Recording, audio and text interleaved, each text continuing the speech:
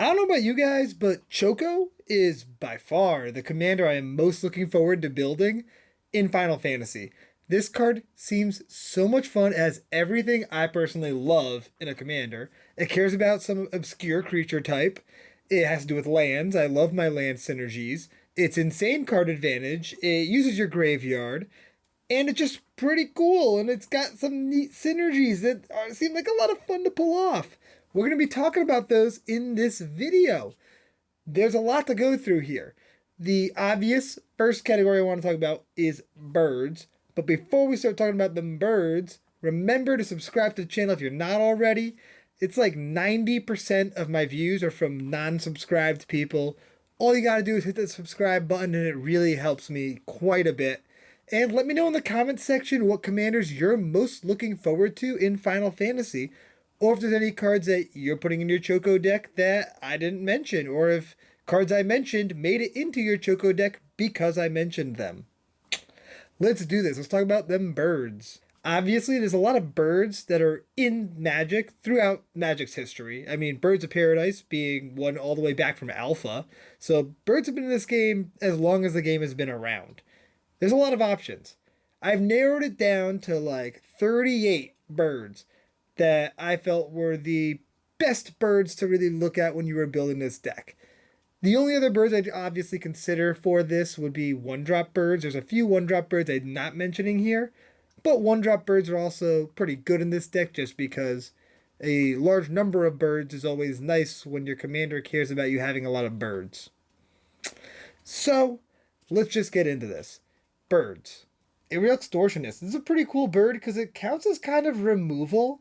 It's soft removal, but it's also card draw. Augury Owl.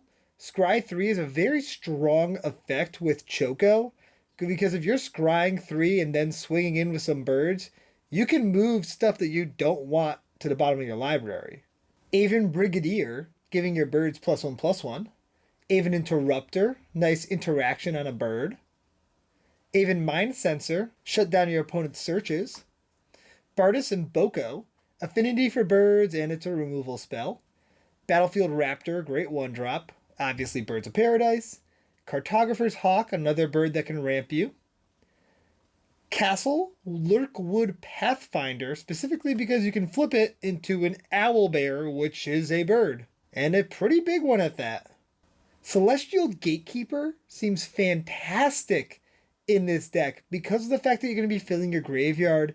This can get you back 2 birds that either died or you put into your graveyard using Choco's ability.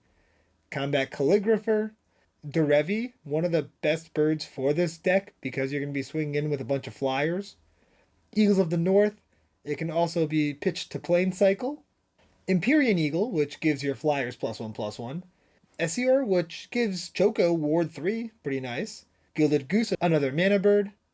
Gwalhir the Windlord, giving your birds vigilance is not bad. Healer's Hawk, another one-drop. Ishai, gets really big really fast. Jackdaw Savior, this card seems fantastic, especially because of the fact that you're using your graveyard so much. Judge's Familiar. Kangi Airy Keeper can make your birds pretty big. Kangi Sky Warden can also make your birds pretty big. Castrel the Wind Crested. This is an auto include in this deck because it specifically cares a lot about birds. And it lets you reanimate your birds from your graveyard because you're going to have a lot of birds in there, probably, because you're milling cards and because your birds may die. Keeper of the Nine Gales. I did not know this card existed until I started working on this video. This seems awesome. You can just bounce things using your birds. Lieutenant Qatar. Decent way to remove a scary creature. Mockingbird, clone effect that's a bird. Saz Chocobo, nice little one-drop that cares about lands. That's really good in this deck. Scouting Hawk, another ramp bird. Sanu, Keen-Eyed Protector, which is pretty sweet. Skyway Robber, you're filling a graveyard, which makes this even better. Sunbird Standard, which is an interesting card. It's a 3-mana mana rock that can turn into a bird, so I don't hate that. The Goose Mother, awesome mana sink here. Traveling Chocobo, probably my favorite card from this whole set. This card is amazing, and it's perfect for this deck. Warden of Evos Isle makes your birds cheaper. Watcher of the Spheres also makes your birds cheaper. And Wingmate Rock just makes another bird when it enters and it gains you life. You're playing a lot of birds, you're playing a lot of flyers. There's a lot of cards in Magic that synergize with birds and with flyers, so we're going to talk about those next, along with some token generators to make token birds. Airborne Aid can draw you a ton of cards. Animal Sanctuary, great way to put counters on your birds, including your commander. Battle Screech is a great token generator. Beckon Call can draw you a bunch of cards while also being a great token generator. Coat of Arms makes your birds huge. Emeria Angel, this can very easily be a landfall deck. Choco puts a lot of lands into play. Emeria Angel can make a lot of birds. Errant and Giada, it lets you cast birds from the top of your library, which is fantastic. Favorable Winds makes your birds bigger. Flurry of Wings, another way to make a bunch of birds. Hermes, Overseer of Elpis. Whenever you cast a non-creature spell, you make a bird, and whenever you attack with one or more birds, scry 2. Iniaz the Gale Force. This can pump your birds and also let you shift permanents around, which is a lot of fun. Jubilant Skybonder. Just giving everything Ward 2. Kindred Discovery, great way to draw cards. Night Fisher is a bird that makes fish. That's pretty cool. Lilypad Village and Lupin Village are great lands that work well in this deck because you're playing birds. Migratory Route can go and get you a basic if you need it. Otherwise, this can make you birds. Murmuration gives your birds +1/+1 in Vigilance. And it makes you Stormcrows, which is a lot of fun.